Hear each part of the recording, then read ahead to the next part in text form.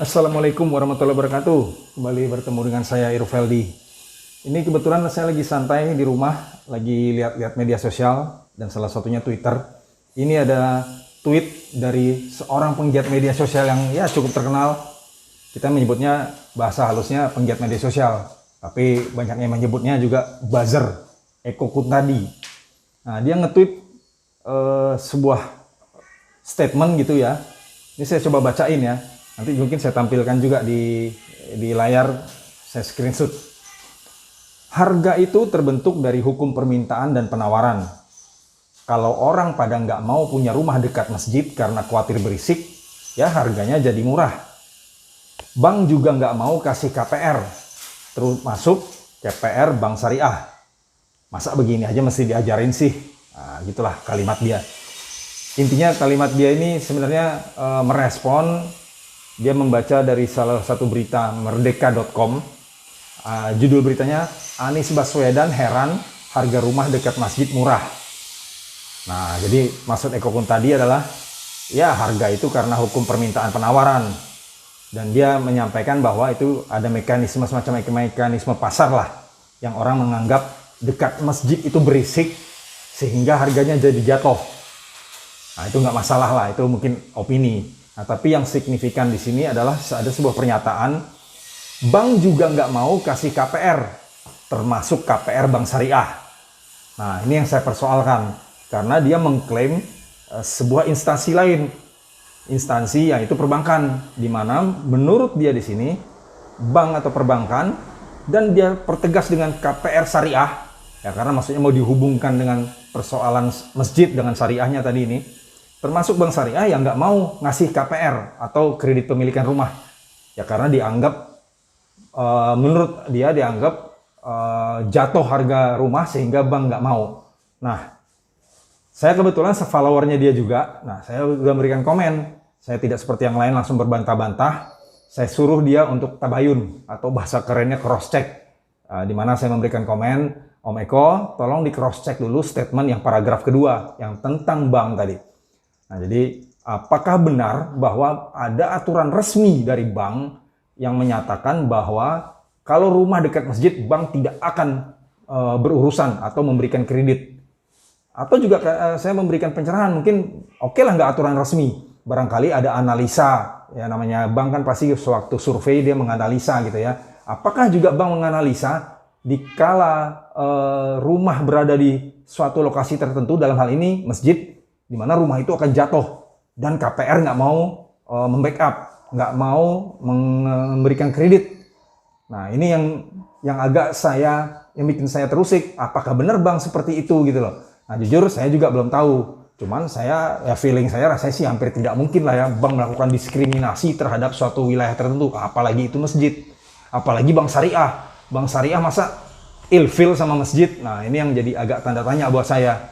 Nah, jadi seperti saya bilang tadi, saya sudah komen untuk minta Om Eko Om Eko Kuntadi ini, sang buzzer kata orang tadi, untuk cross check apakah benar.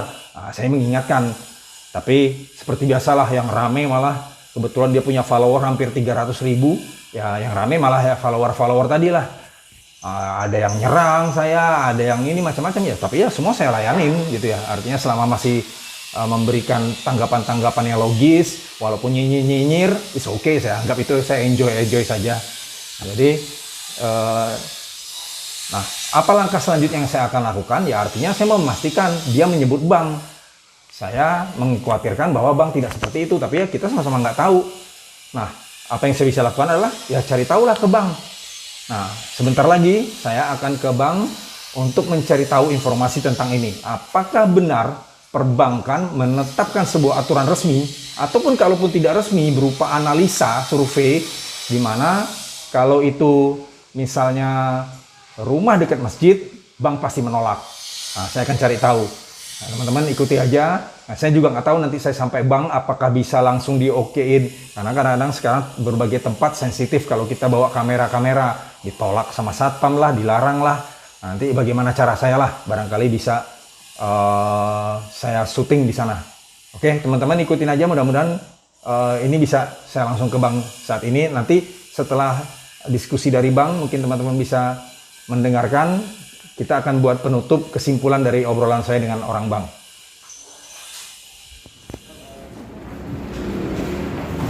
Assalamualaikum. Ya. Mau nanya Bu, kalau tentang kalau istilahnya di bank konvensional kan KPR lah barangkali gitu ya. Kalau ini apa istilahnya?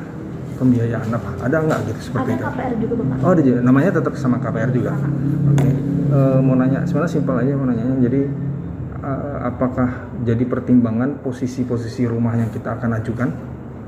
Pertimbangan posisi rumah kan enggak sih Pak, nggak ada ini. Hanya kalau misalkan dari ini analisisnya sih dari rekening gaji aja. Oh enggak, maksudnya gini, jadi kebetulan kemarin kan saya sempat ajuin ke bank konvensional lah gitu ya.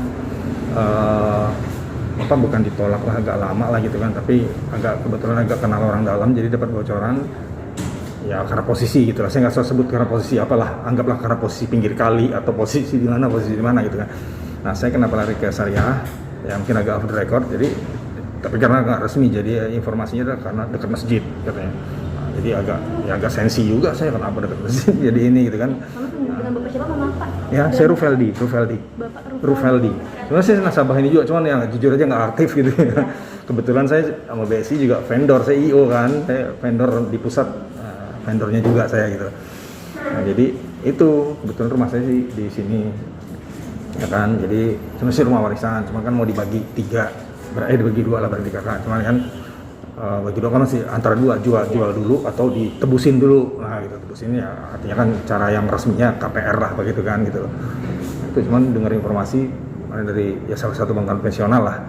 Ya, pertimbangan dia ada isu-isu karena dekat masjid gitu. Karena kalau dekat masjid animonya jadi nanti susah jualnya segala macam lah atau gitu kan. Nah, oke lah, you non muslim barangkali kan gitu kan. Nah, saya mau tanya apakah di syariah ada pertimbangan seperti itu juga? Nggak ada Bapak.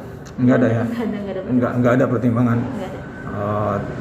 Ya artinya selama surat tanah rumah itu benar, semua benar, semua benar. Resmi dan benar. Surat-suratnya. Terus si pengutang, bukan si pengutang ya, siapa istilahnya nasabah?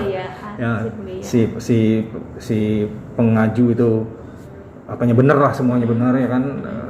Ya laporan keuangannya benar lah gitu ya, kira-kira wajar sama dengan rumahnya. Harusnya approve gitu ya. Iya Bapak. Jadi tidak ada peraturan resmi. Tidak ada peraturan lokasinya dekat dengan kali atau masjid itu enggak. Itu enggak ada pertimbangan gitu ya, enggak ada ya. Artinya gini, mungkin bukan lokasi juga ya, tapi mungkin lebih secara globalnya ada asumsi pasar. Oh, itu mungkin gara-gara di bawah tegangan tinggi sehingga pasar animonya rendah, bang nggak mau menyetujuinya, mungkin nggak itu? Mungkin juga sih Pak, karena memang biasanya sih hanya analisis dari pembiayaan itu dari rekening korannya loh. Oh, jadi analisanya cuma murni, nggak ada murni berdasarkan mekanisme pasar gitu, nggak ada. Ini asumsi saya. Biasanya kalau kayak gitu itu langsung marketing ke pimpinannya. Oke. Lihat dulu tempatnya seperti apa gitu sih. Survei Bapak. Ya survei, tapi surveinya kan survei legalitas aja cuman kan? Iya. Apa mungkin survei mekanisme pasar juga? Misalnya gini, misalnya di area situ, ya rumahnya sih benar, semua lengkap semua secara resmi lengkap, tapi asumsi pasar menganggap daerah situ rumahnya susah jual, sehingga KPR tidak mau nge-backup. Apa mungkin ada seperti itu? Nggak ada ya? Nggak ada, jadi sama sekali tidak ada gitu ya? Oh ya udah, seperti saya mau mengajukan rumah saya ini pede, maksudnya saya artinya daripada buang energi, ya cari duit aja udah gitu, kalau nggak urusan ke bank gitu. Ya udah Bu, mau nanya itu aja sih. Makasih banyak informasinya Bu. Makasih. Assalamualaikum. Sebelum kita melanjutkan ke pembahasan tema berikut ini, jangan lupa untuk like-nya dan klik tombol subscribe. Terima kasih. Oke kawan-kawan, itu tadi potongan hasil syuting saya. Ya mungkin teman-teman bisa melihat kondisinya ya memang jujur di sana nggak dapat izin, sehingga saya mencuri hidden kamera gitu ya kira-kira. Ya kayak gitulah gambarnya, tapi mudah-mudahan audionya bisa teman-teman mendengarkan. Dari hasil obrolan saya dengan itu tadi customer service. Nah kalau banknya itu bank syariah, saya hanya beri clue-nya bank syariah Indonesia terbesar. Nah saya nggak akan berani sebut nama, tapi mungkin kalau teman-teman menyimak obrolan saya tadi, nama banknya sih tersebut. Cuman kalau saya menyebutkan dengan resmi, ya takut saya dipersoalkan lah begitu. Jadi hasil obrolan saya dengan customer service, itu tadi customer service, bahwa bank itu menilai adalah cuman kelayakan itu rumah, bukan kelayakan dari sisi tempat, lokasi, dari sisi potensi bisnis, dari sisi kemungkinan pasar, dari sisi demand, permintaan pembeli. Tidak, sama sekali tidak. Jadi murni semata-mata melihat data dari rumah itu, lokasinya cocok nggak dengan surat tanah, harganya cocok nggak, nah, layak nggak rumahnya. Jadi mencocokkan antara fisik dengan data. Hanya itu saja sih. Jadi menurut yang saya tangkap tadi, selama benar data dan fisik, berarti rumah itu dianggap rumah benar. Tinggal mungkin yang disurvei adalah orang yang mau mengajukan kredit.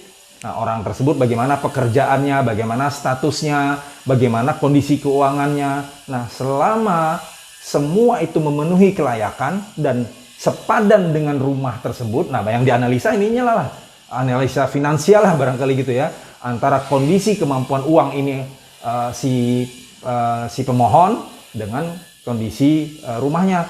Nah, selama itu cocok, langsung diokein oleh bank. Jadi tidak ada pertimbangan tentang lokasi. Malah saya tadi agak saya kesampingkan, bukan hanya masjid ya. Kalau di pinggir kali lah saya bilang, kalau di tempat-tempat tertentu lah. Nah, jadi nggak ada. Murni tidak ada pertimbangan analisa pasar. Murni tidak ada pertimbangan analisa konsumen. Semata-mata melihat dari data yang valid terhadap rumah tersebut dan juga terhadap penilaian kemampuan finansial si pemberi pinjaman.